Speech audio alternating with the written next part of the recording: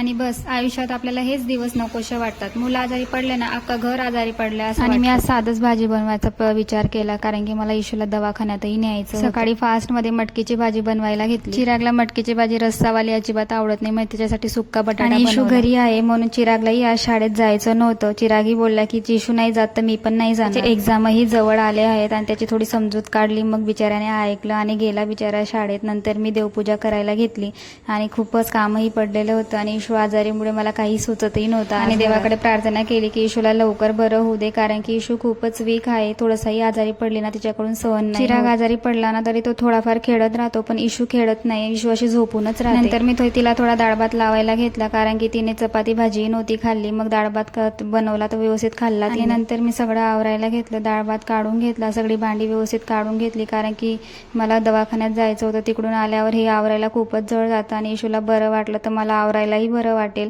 आणि थोडं घर साफ राहिलं बाहेरून आल्यावर तर बरं वाटतं, नाही तर इच्छा नाही. आणि मुलं जर आजारी राहिले तर माणूस एकाच जागेवर घर फिरत राहतं घरामध्ये. ते बरे राहिले तर आपल्यालाही काम करायला मस्त. आणि हा छोटासा मिनी व्लॉग मी इथंच एंड करते. Thank you so much for watching.